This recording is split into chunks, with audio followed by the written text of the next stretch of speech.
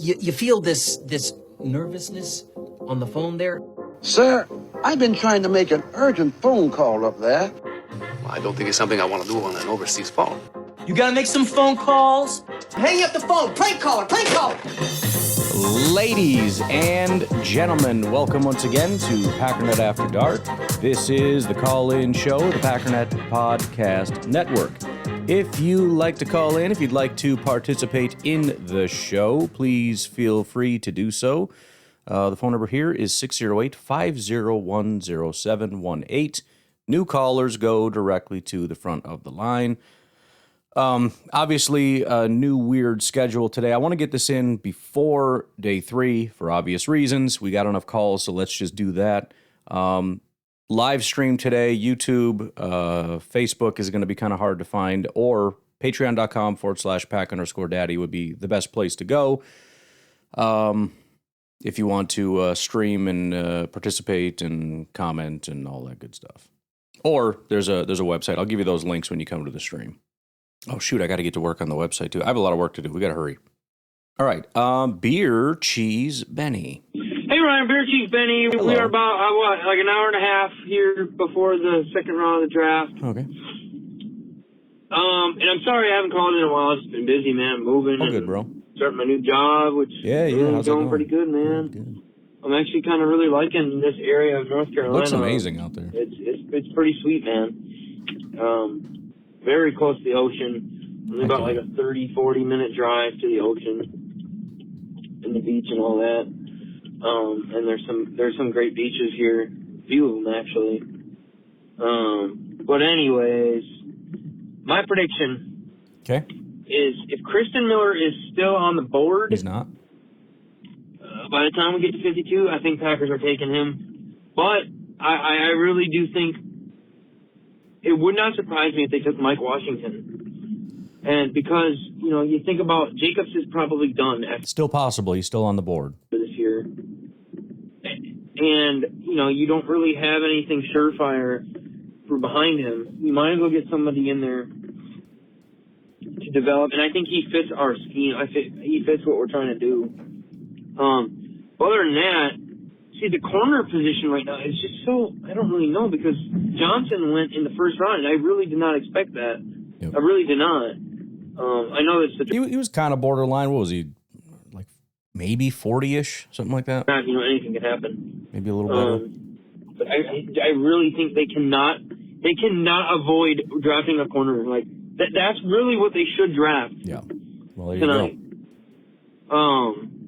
And honestly, I would almost say they need to go back.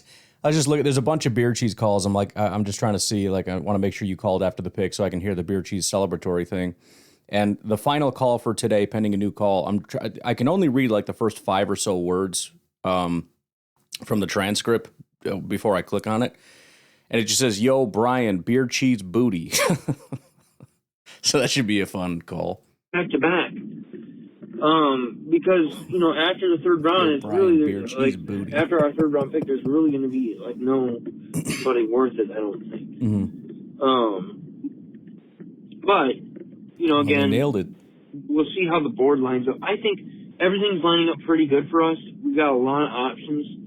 So whatever Goody goes with, it should be okay. I don't think we should go with an O-lineman. I think the value is probably more so like 3rd or 4th round. Sure. Maybe 4th or 5th. Beer cheese on his game And I think today. we've teetered around with our O-line so much already. I think we kind of already know what we got. And, I mean, maybe depth pieces, maybe. Yeah. But I just don't see what the point of that would be. I mean, you always want depth, obviously. But, I think they got to go with the corner, but I would actually be pretty happy if they got Mike Washington, man, with that 52nd pick, man. So, yeah, I mean, go Pack, go. Let's see how it turns out. And that was kind of the main point yesterday was, again, best player available, blah, blah, blah, all that stuff, whatever. In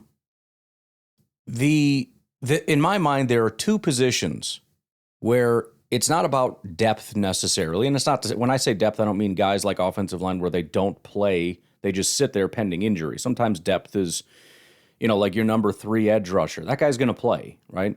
But guys that are like starters, I think you're talking corner and defensive tackle. Now, the defensive tackle also not necessarily. I mean, it depends how you look at it. He's probably wouldn't be classified as a starter even if he is our number 1 nose tackle based on, snaps or whatever. But I would consider him a starter because, again, I think nose tackle is a unique position and he would be the number 1 in that position. We don't have a guy in that spot. And as much as I like Valentine, I think the Packers very much view our cornerback position as a position of need. And as far as I know, they think we need 2 corners desperately, but maybe you're just not as vocal about it because they like Nixon or something. I don't know. I have no idea. Either way, I think they don't view him as a long-term solution because he's older and he's not that good. But those are the 2 that, at least from the Packers' perspective, most Packer fans' perspective, and to a slightly lesser degree my perspective, that's it. Those are the ones. Everything else now is kind of depth, right? Depth / soon-to-be starter. Maybe starting next year, he could be the starter, which is awesome. Because, like I said, when I went through the list of players, that's like our entire team is that way. You go out 2 years, we don't have a team anymore, which is every team. Nobody really has a team in 2 years. You slowly build that over time by re-signing people, by drafting people through free agency, et cetera, et cetera. That's where teams just have maximal flexibility to slowly stitch these things together. All right, Kyle, what's going on? And the pick is in, Ryan. Yes, sir. Is it Cisse or Cease? Or do we know? Cisse. Do we have confirmation how we say this? Cisse. It looks like Cisse. I don't know. I'm glad you think that because between him and Akis, I was like, somebody's going to have to help me because I'm looking at Sissy and Jackus, which is very scary to say. You have to say that one very carefully. And I'm like, I don't want to call one guy a Jackus and another guy a Sissy. That was my thought. And then they're like, it's Cisse. And I'm like, bro, where do you see Cisse? Whatever. I'm good with it. I'm good with Cisse. That's fine. But it is Cisse. Although there is a question of the emphasis. Is it Cisse or Cisse? I don't freaking know. This was a pretty fun day, though. I honestly didn't have any draft crushes this year. Yeah, kind of same. This is Kyle from Madison, by the way. It was interesting to just kind of like, whatever, just kind of let things fall. Uh-huh. It was pretty interesting, though, because it was like, kind of seemed like an obvious, I don't want to say obvious pick, but a lot of people had slotted him to us. So I didn't feel super emotionally invested in players, with not having a first round pick. I think, like I said, I've got some guys that I love, but I also feel like a lot of the guys I love, I don't expect to draft them. I don't expect us to, well, he's already gone, but I didn't really expect Romello Height. Rodriguez, I really like, but I didn't think we were going to take a linebacker. So it's just kind of like, there's a huge pile of like, that would be fine. And then a couple guys that are like, that would be really cool. I really like that guy. But there aren't a ton of, like, please don't draft this guy types. It's just sort of, so when we drafted Cisse, again, when I watched the corners, he was not at the top of my list. But when you just look at what he is, first of all, it's not just, I can see why the Packers like him because the Packers like XYZ, blah, blah, blah, but I don't like it. It's easy to understand and look at the positives and say that is pretty awesome. I mean, in an era where everybody's coming out of college late, we get a 20-year-old with traits that people are saying this guy is easily, the quote yesterday was he's 1 of 1 physically. Very passionate, very hungry, very violent football player, very good tackling, violent player, but not just like some slow, sluggish, violent guy. I mean, he is athletic. He can do all the things. I mean, it's even if you watch some tape, which, by the way, when I say that, I'm watching a game. Cullen's watching a game. Very rarely are you having guys, with as many guys as there are to watch, watching 4 or 5 games. Most guys, even like hardcore scouts, watch maybe 3. Maybe. And if they're grinding and have a big board that goes out to like 250, I'm struggling to believe you watch 3 games each, but, whatever. Maybe you're watching multiple guys per game or something, some nonsense.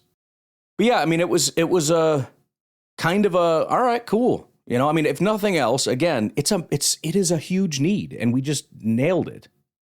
But I did watch some of his stuff, and like, I don't know. I mean, seems like he could be a good player, and we certainly need cornerbacks. So I don't know what the broader reaction is, but boy, they certainly didn't waste any time, did they? The Packers were in with that pick, like lickety split. Yeah. So I don't know. Seems to fit the mold. You've got to think he'd be competing for that second spot right away. It looks like he plays outside, I think, right? Yep. I hope he didn't get another slot corner. It looks like he's an outside guy. Well, like everybody we draft, there's talk about he's versatile. He's versatile, but almost every time when they say that, you know, like the defensive tackle, they liked him over some of the bigger guys because he has some pass rush ability, which is true and which is great and which I agree is awesome. But it's very obvious what his role is. You know, it's the same thing when they said, well, you know, Wyatt and Javon Hargrave, we really like their ability to be able to do multiple things. We think Wyatt can do that. No, you don't. Shut up. I'm glad you have the utmost confidence in your guys, but please shut up when you talk about Wyatt being a nose tackle for some time. That's nonsense. Okay. So, yeah, they talk about his versatility, but this guy's a boundary corner. Hey, sorry, lost you there. Yeah, so what do you think of the pick? I don't know. Like, did you have an official guess? I don't recall, but I don't think I did. I mean, I started saying Cisse on the stream maybe like 10 picks out, and the only reason I was saying it is because Cullen was sitting next to me. That was the only guy he asked us not to draft. That was it. And I started saying, you know, this is going to be payback for all those years of you getting it right. It's going to be exactly Cisse. And then I started looking at the board, and I'm like, I got to be honest, dude. The way the board is right now, that makes the absolute most sense. Because, I mean, the guys that were available were, you know, there's a linebacker, there's a this, there's a that. And I'm like, you know, corner is obviously the biggest need, and he's the one that's just sitting there. And sure enough, that's what it was. What do you think of it? You know, where do you think he's going to slot in right away at number 2, or at least that's the ideal thing? Nick? I mean, what they're going to say was what they always say, which is, you know, he's going to get in and compete. You know, he's a young guy. He's got a lot to learn and all that stuff. Of course, they want him to start. I mean, they ran to the podium to draft him because they desperately want better corners. So he's going to compete, and they're going to very much hope that he is our, you know, starting number 1 corner. They're never going to announce him as such, but that's what their hope is based on his talent, that he is our best corner on the team. All the while letting Keyshawn Nixon believe that, oh, no, you're definitely our number 1 lockdown corner. This is the guy here opposite you to kind of help you out.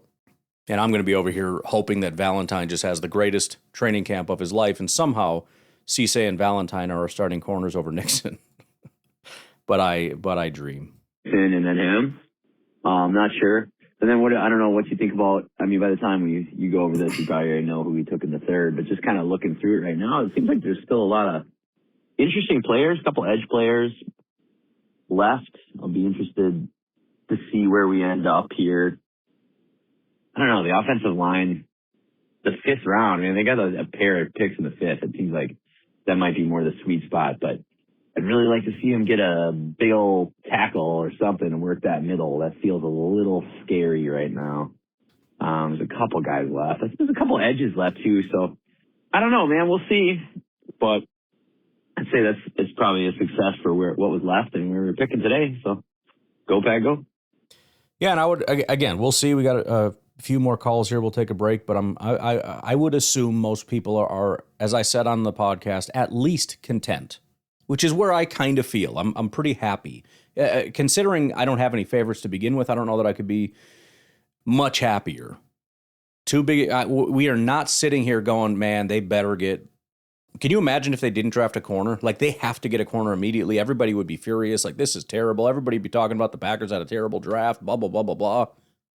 I'm sitting here basically saying the draft is over. Like, everything else is bonus. Everything else is a bonus. That's an awesome position to be in.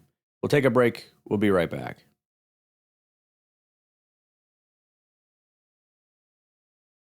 Yo, Ryan, Beer King Benny here, bro. What's up, dude? I really like to pick Brandon Sissy, man. Good. Yes. You know, he was honestly the best available corner. But I don't think we can call him that anymore now that he's a Packer. But I think that's hilarious that I wasn't the only one. And you know we needed a corner. You know we needed one because he was, you know, we only had like one corner under contract coming into this year with Benjamin St. Juste. And honestly, man, like, the other guy from Tennessee, was it Jerome? I don't remember the hell his name is. But, you know, he had the ACL injury in January, so... Oh, yeah, you know, McCoy, you can't really yeah. do that. You miss most of the season, really. Not really worth it. And honestly, the dude seems like a pass breakup demon, man. Kind of a guy we need. And the tackler, like, that's one of his strengths. Yeah, that's huge for the run game, I think. And I'm not mad at it, man. I'm not mad at that pick. Now, I'm hoping they double down on this shit. Trevor Cussing had a cup of two-tree old-fashions, brandy old-fashions. Because I'm a freaking Wisconsinite all the way. That's true. But anyhow... Never had one. You know, I hope they double down in the corner. Just go get another one. A defensive tackle that just you cannot pass up at 84, go for that. Come on, Packers. Let's do this, man. Let's just have some young, great talent, man. But certainly, Sissy was not a guy I really even had in mind. But I like it. I think it's a great pick, man. So yeah. Let's do it, man. Go back, go.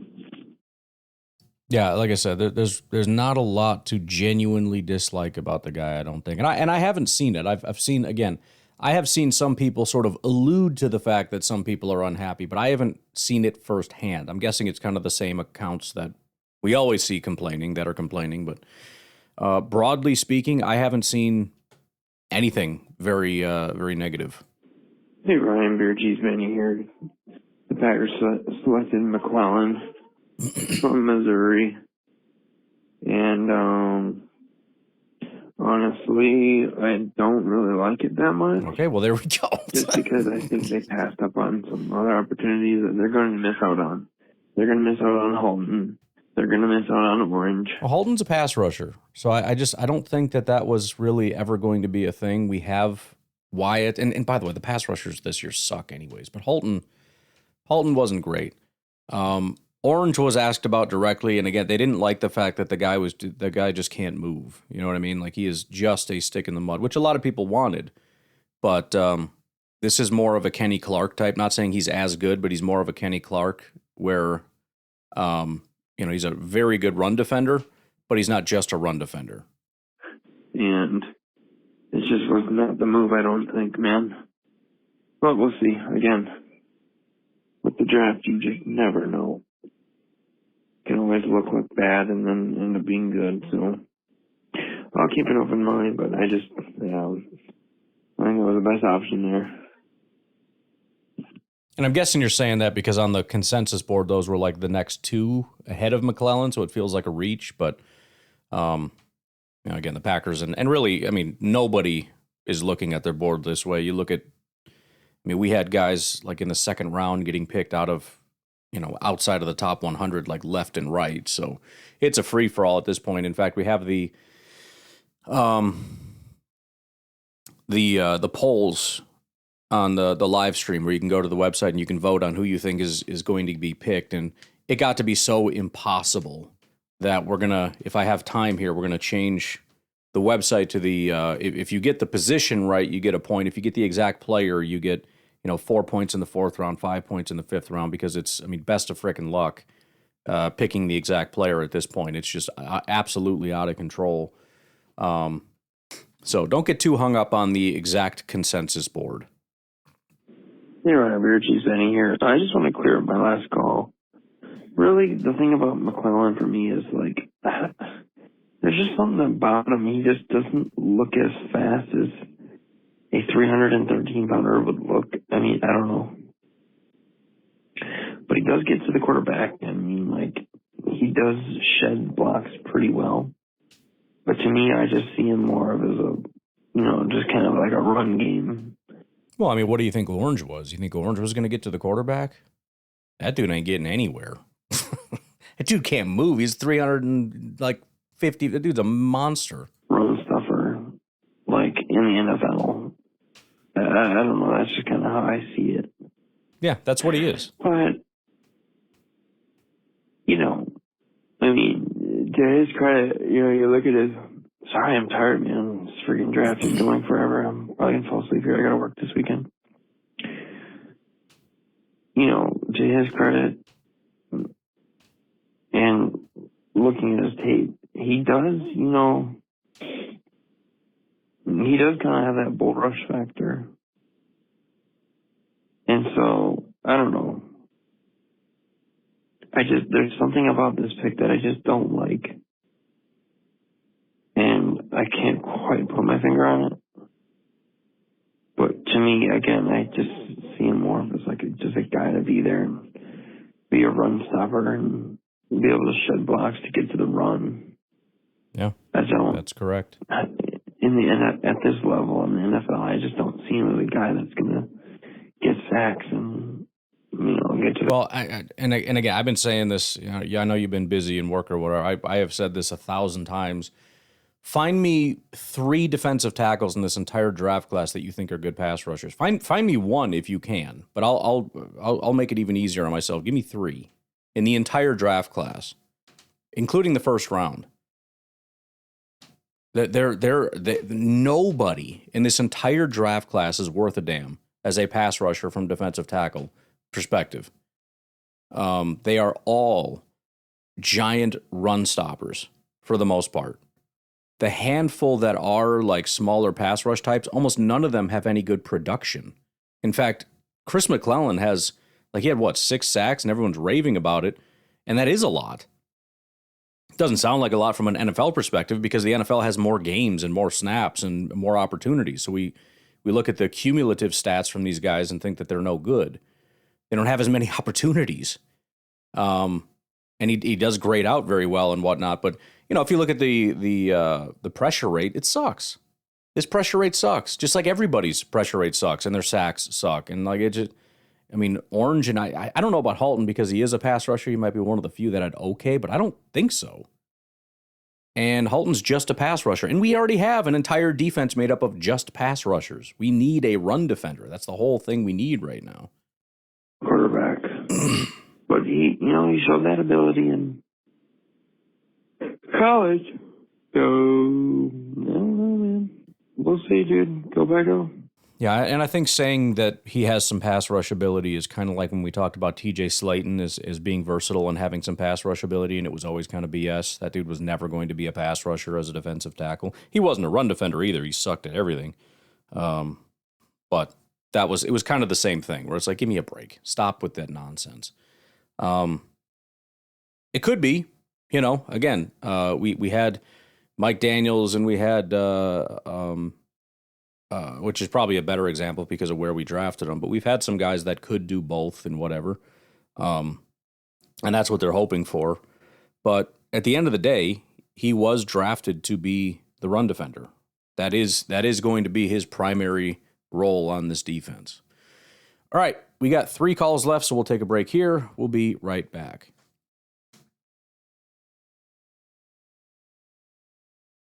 Hey Ryan, it's Drew from Green Bay, and the draft day 2 is done.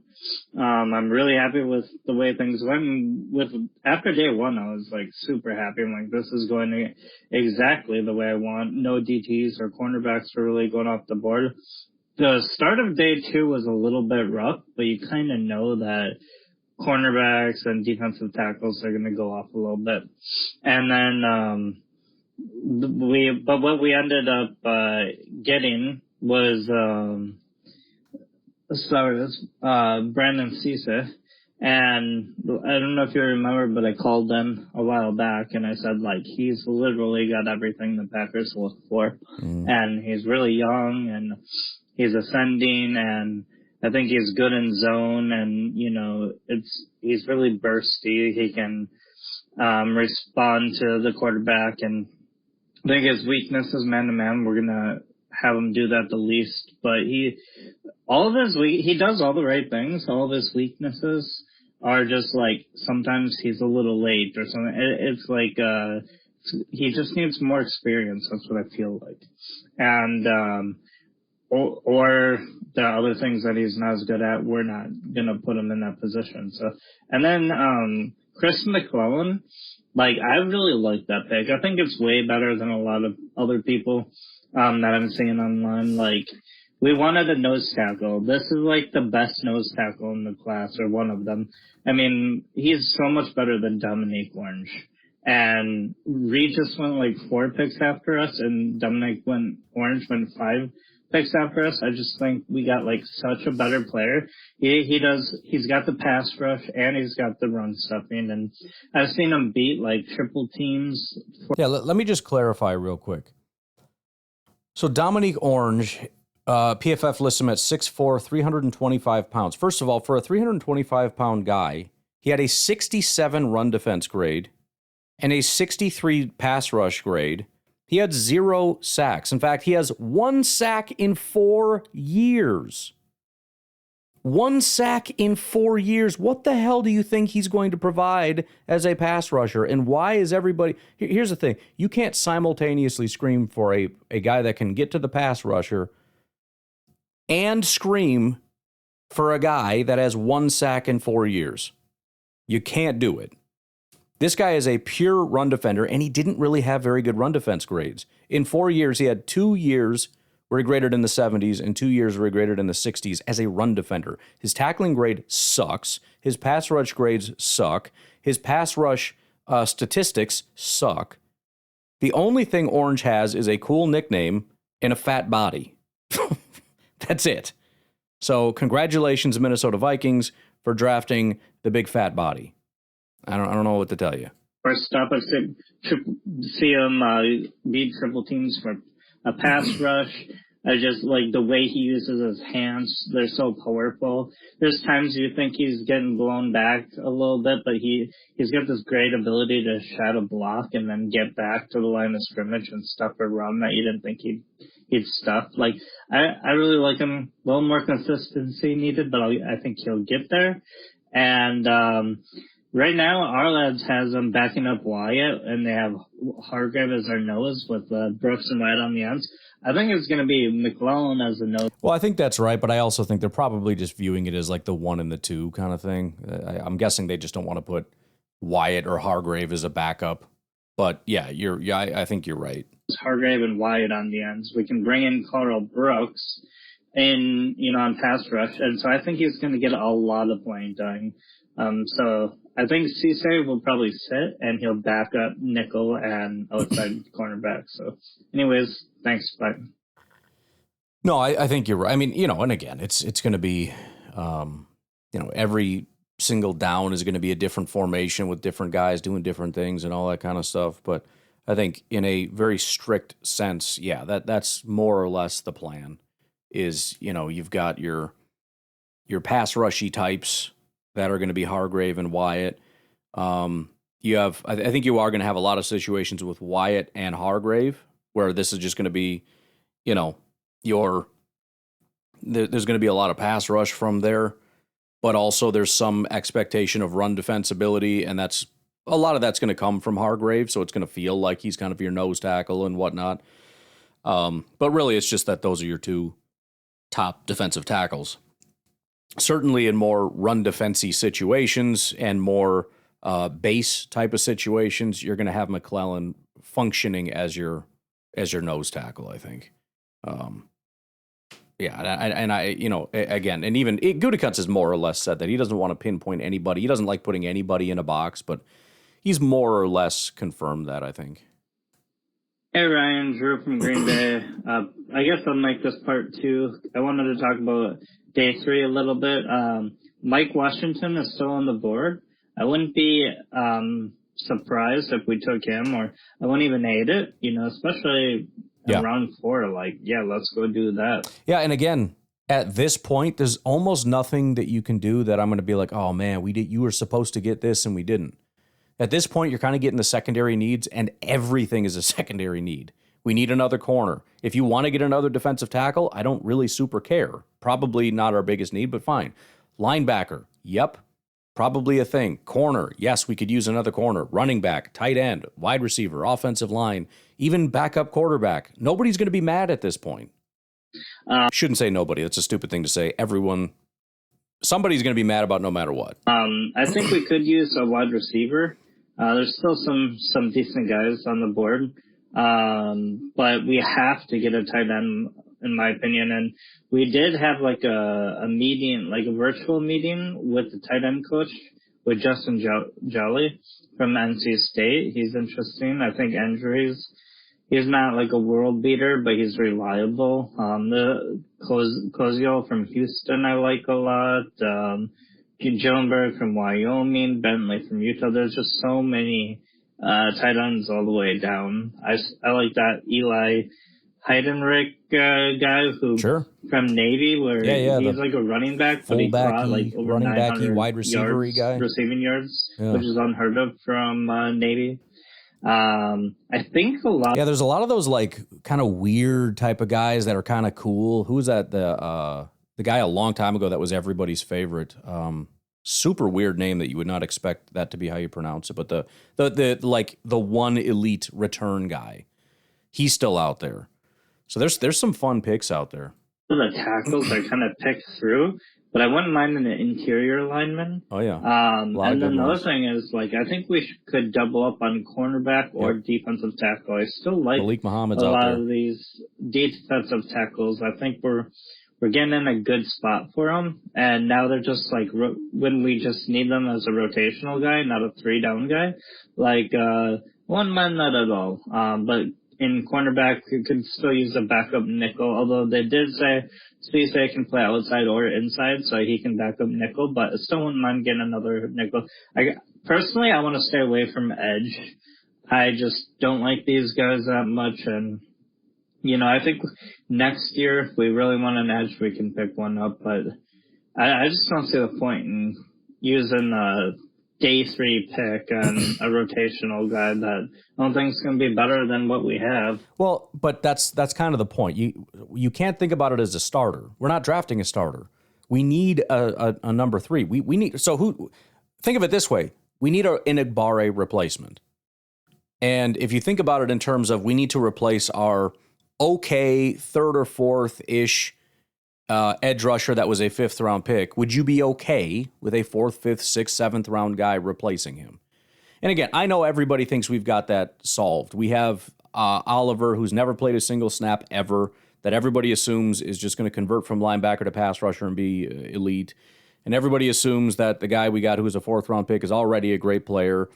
I understand that, I love our fan base, but it's so funny how all or nothing the fan base can be sometimes. Some things get no benefit of the doubt.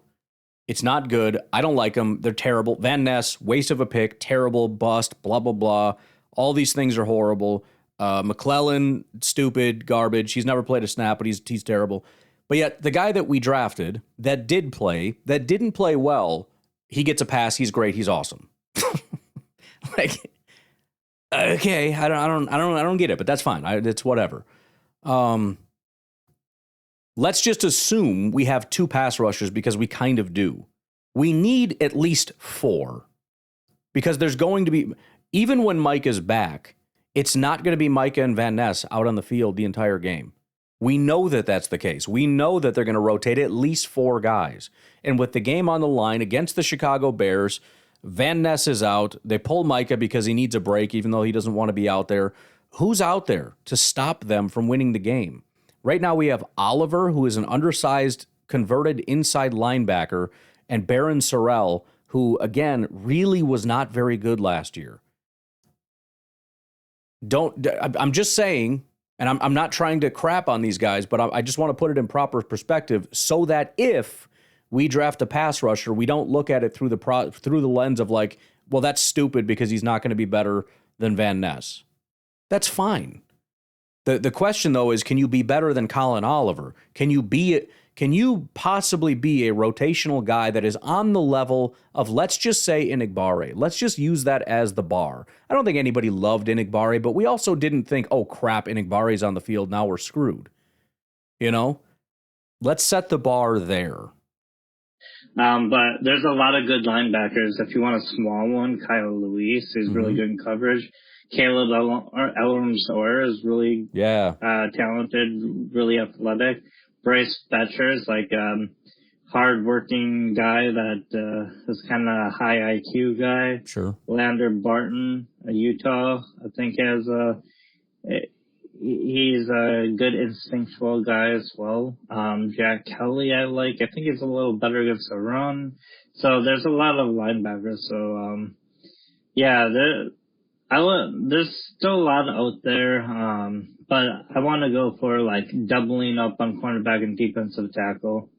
Linebacker I like, and we have to get a tight end, I personally think. So anyways, have a good one. Yeah, and I'm of the mind, there's a lot of things I think would be great, but I don't have anything really in the have to category. I mean, when you have Tucker Kraft, it's hard to say have to. Want to? Absolutely. Is it a higher need than like our fifth wide receiver? Yes, it is. I would put it probably ahead of defensive tackle, to be honest, at this point, because we have the pass rushing guys solved. That's done. We don't need a ton of big guys, and I think having Stackhouse and those guys as your kind of depth at that position makes me feel better about it. If you want to get another big, heavy guy to come in and that's fine. I don't know that we need it. I'm again, this is as good as I've ever felt. Not because of the picks as people. Like, it's not like, oh, I love Cisse and McClellan. I don't know much about them. I watched them. I was kind of lukewarm on Cisse. McClellan, similarly, was just kind of one of a pile of like, that would be fine. He definitely wasn't one of the guys I didn't like, which is tough because the defensive tackle, there were a lot of like, I don't know. Orange being one of them. I mean, he had a cool nickname, but other than that, I was kind of worried about some of the stuff like I just pointed out. But in terms of just, I don't care. Like, I can sit back and relax because I feel like we solved all of our immediate needs, and everybody else we get is depth and somebody to come in and compete and try to help fill out a room. Again, there are others where it's like, probably would like to see another corner.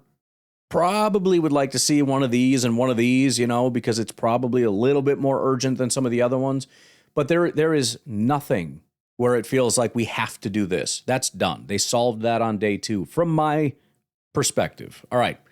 Final call from Beer Cheese Booty, apparently. Yo, Brian, Beer Cheese Booty. See? All right, so today is going to be rounds 4 through 7. Yeah, dude. And, dude, Rock the Mike house. Washington and Emmett Johnson and Demon Claiborne are still available, man. A lot of good options. And they could fall options. to us, bro. And I think we need to get one of those 3 guys, to be honest with you. Okay. And I would be very happy. But at the end of the day, I think they're going to end up just going best available. Mm-hmm. The best available player. That's, Yeah, the goal, and I always say this, going into the draft, you always want to be in a position where you don't feel desperate and you can always just take the best player available. And I think the Packers kind of came into the draft that way, but after day 2, they definitely are going into day 3 that way, which, again, I've said it 1,000 times, but I'm very excited that they put themselves in this position. Guys or whatever, or that's on their board, which we don't know. I mean, we have an idea, but I also wouldn't be surprised if the Packers picked a person, from their top 30 visits. I mean, that's a lot of the times I feel like we should look at that those list. top 30 visit guys end up getting picked in like the 3rd through 7th rounds and stuff like that. So I actually don't even remember the top 30 visit list. Pull it up. So I'm going to have to go look at that, but that's just probably what it's going to be, man. And I don't know if there was a running back on there. If there is, I guess we'll just have to root for him. and hope that the Packers actually take him. And don't reach. No reaching, Packers. Just make smart picks. Let's win the Super Bowl. Well, hold on. Let me just say one final thing, because I know this has been this is what has upset Beer Cheese Benny, and I'm sure a lot of people, and it upsets Packer fans every year. The Packers never reach. They have never reached in the history of the organization. Let me tell you what I mean by that. Based on their board, they have never reached. I don't think hardly any team has really ever reached, with the exception of, I know like many years ago, the Titans kind of reached on a wide receiver because they couldn't trade out and they couldn't do and so it was kind of a known thing that they didn't love him at that value, but they took him anyways. It ended up not being a very good player.